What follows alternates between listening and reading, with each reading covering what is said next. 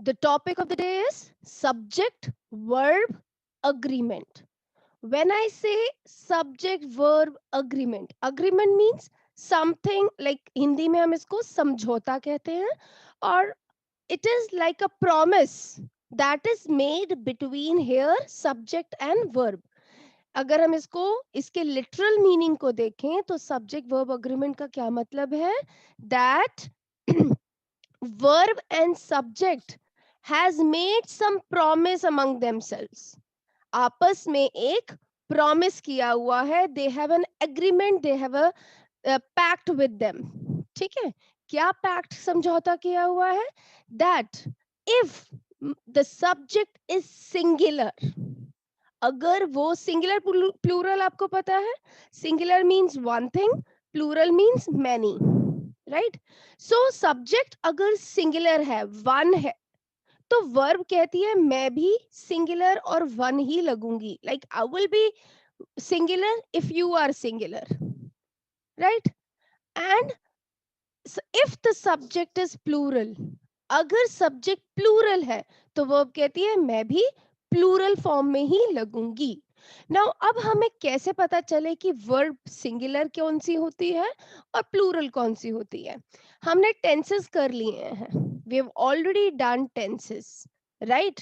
तो और अगर हम वैसे देखें कि just a minute, as I just told, nobody will disturb, but somebody is annotating and disturbing. Okay, no problems. So, let's see. अगर हम ये देखें कि what is singular verb, तो हमें पता है like is used as a singular, am is used as singular, and it always comes with I. am हमेशा I सब्जेक्ट के साथ ही आती है और किसी के साथ नहीं आती. This is like we have done in practice, हमें शुरू से इंग्लिश में हम ऑब्जर्वेशन से ये लर्न करते आ रहे हैं, राइट.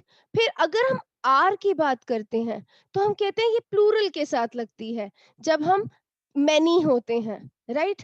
अच्छा, इस साथ के साथ आपने जब टेंसेस किए हैं, आपको पता है कहाँ आर लगेगा और कहाँ वर लगेगा. जैसे was is a singular verb, was क्या है, सिंगुलर, और वर क्या है, प्लूरल.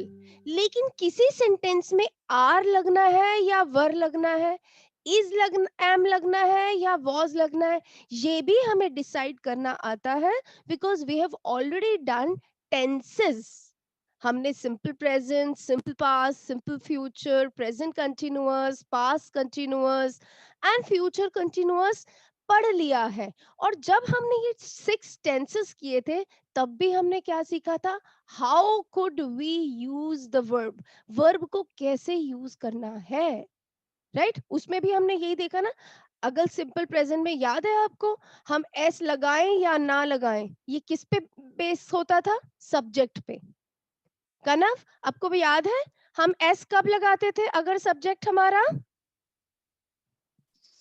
क्या है, सिंगुलर होता था. कौन सा singular, he she it singular, he she it singular. अगर सब्जेक्ट ही है, शी है, इट है, सिंगुलर है, ही शी की जगह कोई नाम भी आ सकता है, but it has to be singular. तब हम एस वाला वर्ब फॉर्म लगाते थे. दैट मीन्स एस वाला वर्ब फॉर्म, अगर मैं कहूं ring, now this is first form of verb, I ring the bell, ठीक है. लेकिन अगर पियन, आई की जगह पियन डाल दूं, Peon is a name of a person और सिंगुलर है, तो उसके साथ क्या आएगा, रिंग्स द बेल.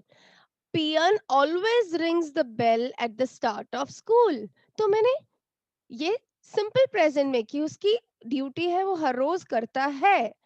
तो सिंपल प्रेजेंट टेंस, तो पियोन के साथ रिंग्स आया, एस. सो दैट मींस ये जो मेरी एस वाली वर्ब है, this is a singular form of verb, whereas the simple, this is plural. ठीक है. So let's not go into detail, क्योंकि ऐसे समझने से बिल्कुल नहीं आएगा, you actually know it. So अब हिताक्षी, कनव, one by one, give me the answer. First, Hitakshi, give me the first answer. I have given you the option is, am, are. What should I write in the first blank? Ram is intelligent. How you have chosen is? What you saw to write? Ma'am, because किसको ma'am, because देखा? Ram is singular. Yes. तो आपने Ma'am, किसकी Ram तरफ is ध्यान दिया? singular, so I subject की तरफ. आपने किसकी Ram. तरफ ध्यान दिया? The subject Ram. And So you said the subject Ram is singular ही. और अच्छा आपने इज क्यों लगाया? क्योंकि वॉज का तो ऑप्शन था ही नहीं, राइट? सो और वैसे yes, भी ma'am. सेंटेंस को पढ़ के कहीं से पास्ट टेंस की सेंस नहीं आ रही है. नहीं आ रही है ना? No. Very good. Kanav, give me the next answer. She sings well. Again, why have you taken sings? And because she is singular. And which tense is it? ये कौन सा टेंस है? Simple present. Very good. Again ये simple present tense है. हमें option में भी दो ही वर्ब्स दे रखी हैं. एक simple first form of verb है, एक फर्स्ट फॉर्म के साथ एस लगा हुआ है. सो वैसे भी हम उसकी एक जनरल स्टेटमेंट दे रहे हैं कि वो अच्छा गाती है. So this is simple present, and in simple present, if the subject is he, she, it's singular, the verb has to be singular, and singular verb is the S1, right? Okay. Now, Vanya, give me the third answer. It is Monday today. Vanya, why have you not chosen was? Was भी तो आ सकता था it के साथ. Ma'am, because there is today means Very good. So, अब आपको ये भी आता है that what tense I have to use the verb in. Vanya, अपने आप को म्यूट कर ले.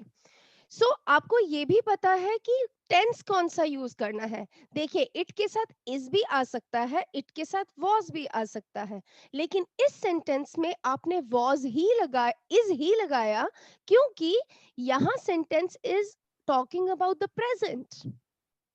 The sentence is talking about the present. तो दोनों ही सिंगुलर वर्ब्स हैं, राइट? और दोनों ही इट के साथ आ सकती हैं, लेकिन according to the sentence I have to decide whether I use need to use the present और the past tense, right? So ये हमें टेंसेस के दौरान आता है. तो actually why I am asking you and telling you this again and again, because I want to stress the point that you actually know how to use the verb because you have done tenses. And subject verb agreement is nothing else. It just says the subject and verb has to agree with each other. एक दूसरे के साथ बिल्कुल agree करने चाहिए, आप opposite नहीं लगा सकते, राइट? अगर सब्जेक्ट सिंगुलर है तो वर्ब भी सिंगुलर होगी, अगर सब्जेक्ट प्लूरल है तो वर्ब भी प्लूरल होगी. This is subject verb agreement. Yogesh, जरा मुझे नेक्स्ट का आंसर बताएं. you are not active in the class. Very good. लेकिन क्या योगेश आप मुझे बता सकते हैं ये यू सिंगुलर बच्चे के लिए यूज हुआ है या प्लूरल के लिए? क्या इस सेंटेंस को आप पढ़ के डिसाइड कर सकते हैं कि ये सिंगुलर के यूज हुआ है या प्लूरल के लिए? यस और नो? Plural. ओके, मैं तो डिसाइड नहीं कर सकती योगेश कि ये सिंगुलर के लिए हुआ है या प्लूरल के लिए, क्योंकि बोलते वक्त देखो, अगर मैं कहूँ you are not attentive in class और सिर्फ योगेश को देखूं तो लगता है कि सिर्फ योगेश के लिए यूज हुआ है. लेकिन अगर मैं सिंपल बोलूं you are not attentive in class, so हो सकता है ये यू आप सबके लिए भी लगा हो. मेरी आंखों पे और मेरे बोलने के स्टाइल पे डिपेंड करेगा कि ये यू सिंगुलर के लिए लगा है या ये यू प्लूरल के लिए लगा है, राइट? बट मैं आपको ये बताना चाहती हूँ कि चाहे यू सिंगुलर के लिए लगा हो, चाहे यू प्लूरल के लिए लगा हो, राइट? ये हमेशा प्लूरल वर्ब ही लेता है. You will always take a plural verb whether it is written for used for a singular or for a plural form, right? आपको you के साथ हमेशा ही plural form of verb लगानी है. अगेन यहाँ पे लास्ट सेंटेंस अगर मैं देखती हूँ तो यहाँ सब्जेक्ट है दे. सब्जेक्ट क्या है? दे. और यहाँ पे साथ में लिखा है लास्ट नाइट. दोनों दे के साथ आर भी यूज हो सकता है, दे के साथ वर भी यूज हो सकता है, लेकिन इस सेंटेंस में दे के साथ वर यूज होगा क्योंकि ये लास्ट नाइट पास्ट की बात कर रहे हैं. Where were they last night? वो लास्ट नाइट पर कहाँ थे? So I repeat that subject verb agreement means that verb has to agree with the subject. I hope the concept is clear. Now I'll show you what is written in the book. आपकी book में कैसे समझाया हुआ है. Another 5 minutes we'll just go through the book pages. Right now, the subject verb agreement lesson in your book says that first point, a verb must agree with the subject. Verb हमेशा subject के साथ agree करनी चाहिए. Agree का मतलब, अगर subject singular noun है, subject noun भी हो सकता है, सब्जेक्ट प्रोनाउन भी हो सकता है, जरूरी तो नहीं है कि वो नाउन ही हो. जैसे मैंने बोला शी इज अ प्रोनाउन. अगर मैं राम बोलूं तो राम इज अ नाउन. दोनों सिंगुलर है, राइट लेकिन सब्जेक्ट नाउन भी हो सकता है, सब्जेक्ट प्रोनाउन भी हो सकता है. सो यहाँ आपको बताया हुआ है अ सिंगुलर नाउन, अगर सब्जेक्ट सिंगुलर नाउन है तो वो सिंगुलर वर्ब ही लेगा, और अगर सब्जेक्ट प्लूरल नाउन है तो वो प्लूरल वर्ब ही लेगा. This is what I told you, right. Book में भी यही लगा है. तो I hope these 2 points are clear. Third point में लिखा है a singular pronoun also takes a singular verb and plural pronoun has take a plural verb. That means same point बताया हुआ है, क्योंकि सब्जेक्ट नाउन भी हो सकता है, सब्जेक्ट प्रोनाउन भी हो सकता है. तो बात क्या स्ट्रेस की हुई है, दैट अगर सिंगुलर है तो सिंगुलर वर्ब, अगर प्लूरल सब्जेक्ट है तो plural verb. This is what the concept is repeated in all the 3 points. अब फोर्थ पॉइंट में आपको बताया है कि यू के साथ हमेशा हम प्लूरल वर्ब लगाते हैं. अभी मैंने आपको यही थोड़ी देर पहले बताया, राइट. राइट, अब इसी बात को जो इन्होंने पॉइंट्स में लिखा हुआ है, इसको ब्लू बॉक्स में इन्होंने शॉर्ट फॉर्म में लिख दिया है एज अ रिमेम्बरेंस. ठीक है, कि कैसे हम इसको याद रख सकते हैं. दैट सिंगुलर नाउन प्रोनाउन है तो singular verb, plural noun pronoun है तो प्लूरल वर्ब, यू है तो plural always.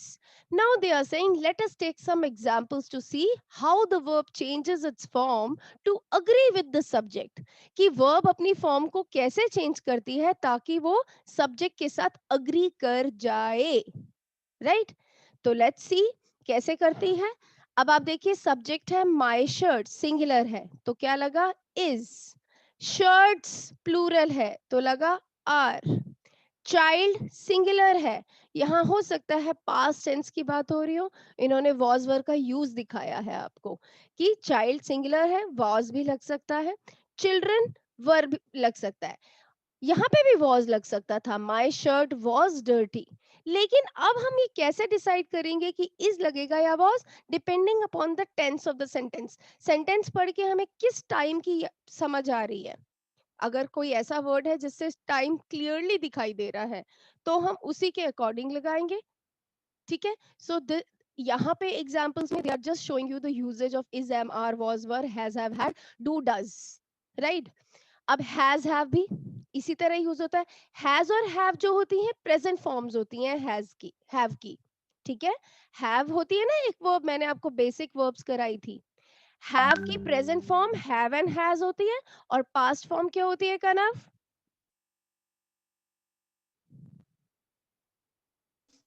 had, yes, past form होती है हैड.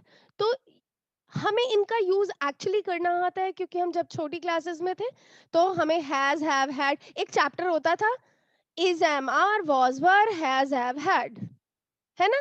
हमें वहां तब ये नहीं बताया कि सब्जेक्ट वर्ब अग्रीमेंट इसका नाम है, सिर्फ टॉपिक का नाम हो गया. एक्चुअली हमें has, have, had, is, am, are, was, were use करना आता है. और यहाँ मैं चाहती हूँ चैप्टर नंबर 14, आपकी ग्रामर बुक में चैप्टर नंबर 14 है, which is the name, the chapter name is the tense. Chapter का नाम है द टेंस. ये चैप्टर मैंने आपकी प्रैक्टिस के लिए छोड़ा हुआ है बिकॉज इसमें कुछ एक्स्ट्रा नहीं बताया है. द टेंस वाली बात मैं ऑलरेडी आपको जब हमने टेंसेस स्टार्ट किए थे उसकी इंट्रोडक्शन में समझा दिए थे, राइट. अब इसमें जो आपको एक्सरसाइजेस दे रखी हैं वो है how you could use is, am, are, was, were, has, have, had. उसका प्रैक्टिस है, जरूर करिए। जब भी आप फ्री हो उस चैप्टर को खुद करें जरूर से, ठीक है। मैं भी रिवीजन के दौरान उसको आपको एज अ प्रैक्टिस करने को कहूंगी, लेकिन आपको जब भी समय मिले उसको जरूर करें, ठीक है। उसमें मेरे कराने लायक ऐसा कुछ नहीं है, सब्जेक्ट वर्ब अग्रीमेंट की तरह ही है। Now see, singular, baby is singular, cries normal है कि बच्चा जो है बहुत रोता है, सिंपल प्रेजेंट है इसलिए IES लगा। Cry is the first form of verb, cry, लेकिन क्योंकि सिंपल प्रेजेंट टेंस है इसलिए मैंने क्राइज लगाया, क्योंकि baby is singular he she it, babies होगा तो क्राई हो जाएगा। सो ये चीजें हमें टेंसेस में ऑलरेडी आ गई हैं, सो यही आपको बताई हुई है। अगेन फिर से, अगर सब्जेक्ट प्रोनाउन भी हो तो भी यही है, आई हो तो एम लगेगा, यू है आर लगेगा, ही शी इट है इज लगेगा, प्लूरल दे है तो आर लगेगा, वर भी लग सकता है ऑफ कोर्स। यहाँ पे आर आर आर जहां लगा है, अगर टेंस हमारा सेंस दे रहा है पास्ट की तो वर वर वर भी लग सकता है, इज एम आर है तो वॉज भी लग सकता है, राइट। आई के साथ हमेशा एम और वॉज लगेगा, ठीक है। यू के साथ आर या वर, ही शी इट के साथ इज या was. So this is all you actually know because you have been doing sentences right from when you started studying. Again was were का यूज बताया हुआ है कि आई के साथ वॉज, वी के साथ वर, ये मैं आपको बता चुकी हूँ। फिर हैज हैव हैड, एक बार दोबारा सुन ले, हैज हैव हैड, जिसमें से हैज और हैव क्या होती हैं, प्रेजेंट फॉर्म ऑफ वर्ब, और हैड क्या होती है, past form of verb, right. लेकिन अब हैज और हैव में कौन सी सिंगुलर है और कौन सी प्लूरल है। हैव जो है this is a plural verb, whereas has is singular, he she it singular है तो हम has लगाते हैं, प्लूरल है तो have लगाते हैं। लेकिन I के साथ एक्सेप्शन क्या है, I के साथ जबकि I सिंगुलर के लिए लगता है, लेकिन यहाँ एक्सेप्शन है, दैट मीन्स यहाँ रूल अप्लाई नहीं होता। क्या रूल है कि I के साथ जैसे you हमेशा प्लूरल लेता है, तो हैज हैव के केस में I भी हमेशा प्लूरल हैव ही लेती है, राइट। आई के साथ भी हैव ही लगता है, हैज नहीं लगता, ठीक है। आई के साथ क्या लगता है, have. I have done my work, I have tested the chapati vegetable, whatever, I के साथ क्या लगेगा, have, this is an exception. वैसे have is a plural verb, have क्या होती है, प्लूरल वर्ब। देखिए यहाँ पे दे के साथ क्या लगा है, हैव, दे प्लूरल है, हैव भी प्लूरल है। और यू के साथ तो हमने हमेशा ही देखा कि यू के साथ हमें कौन सी वर्ब लगानी है, प्लूरल, तो समझ आ जाएगा आपको कि हैव ही लगानी है। और आई और वी के साथ, आई के साथ भी देखो आपने हैव लगा हुआ है, जबकि आई सिंगुलर है, फिर भी ये एक्सेप्शन है कि आप हैव के केस, हैज हैव के केस में हैव ही लगाएंगे। और यहाँ डू डज का बताया हुआ है, देखो डिड, जब हम डिड लगाते हैं तो हम ध्यान रखते ही नहीं सब्जेक्ट का। सिंपल पास में हमें सब्जेक्ट का ध्यान रखने की जरूरत नहीं है ना, सब्जेक्ट चाहे सिंगुलर हो चाहे प्लूरल हो, सिंपल पास में सेकंड फॉर्म ऑफ वर्ब ही लगती है, यही सीखा था हमने।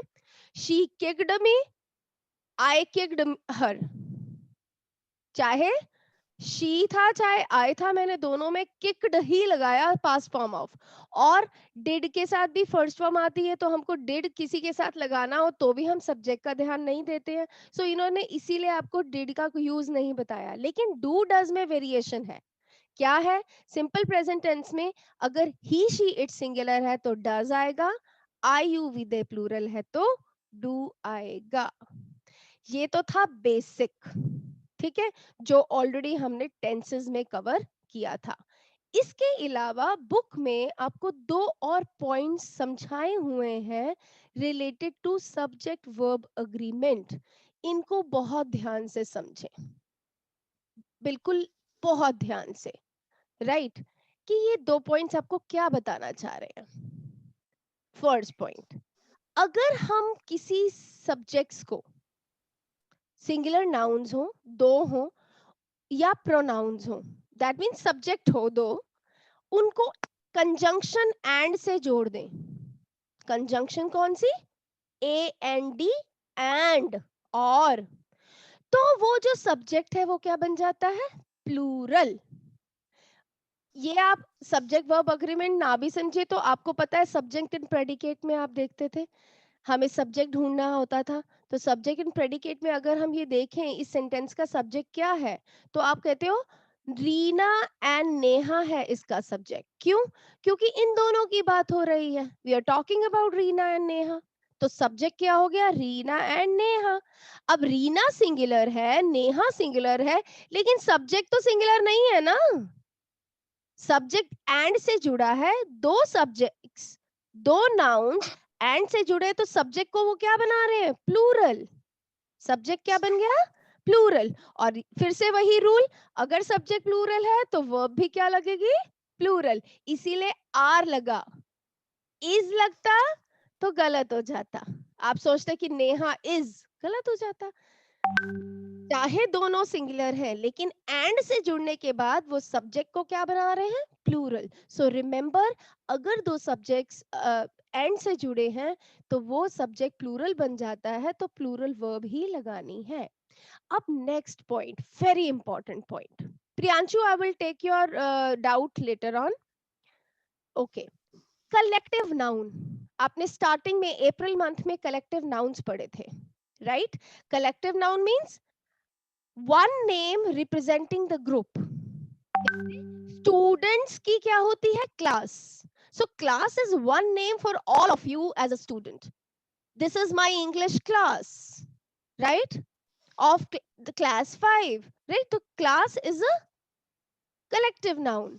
Army is a collective noun. Team is a collective noun. But ये इसमें members तो बहुत सारे होते हैं, राइट? सो याद रखना, जब भी कलेक्टिव नाउन हो, जबकि है तो बहुत सारे, लेकिन हम इसको सिंगुलर की तरह ही यूज करते हैं एज अ सिंगल यूनिट, ये एक यूनिट बन जाता है। This class is very nice, this class listens to me very carefully. So listens क्यों लगाया? Because class here is as a one unit, मैं आपको अलग अलग नहीं गिन रही हूँ, मैं आपको एक क्लास की तरह गिन रही हूँ। सो तब मैंने इसको एज अ सिंगल यूनिट लिया, इसलिए हम सिंगुलर वर्ब लेते हैं। टीम, टीम एक यूनिट को रिप्रेजेंट करती है, अलग अलग इसके मेंबर्स को नहीं, राइट? सो इसीलिए हम कलेक्टिव नाउन के साथ सिंगुलर वर्ब यूज करते हैं। So second point, I hope, is the clear. Then third point, sometimes the title of book looks like a plural noun. जैसे Gulliver's Travels, पढ़ के लगता है कि ये कोई plural word है, लेकिन अगर हम ध्यान से देखें, this is actually the subject of the sentence and referring to one name of the book, right? It is not something plural. So you do not need to get confused.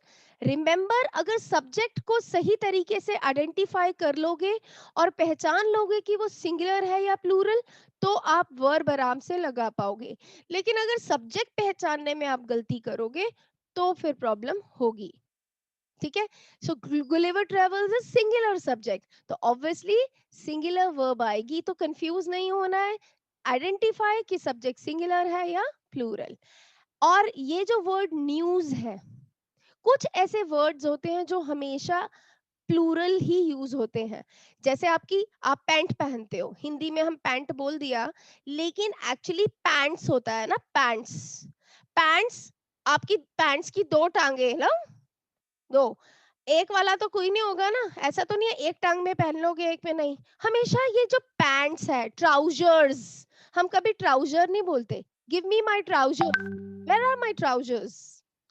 Trousers, scissors, news, ये कुछ ऐसे word हैं जो ऐसे ही use होते हैं in their plural form, लेकिन इनके साथ हम सिंगुलर वर्ब ही यूज करते हैं। So this is an exception to the rule.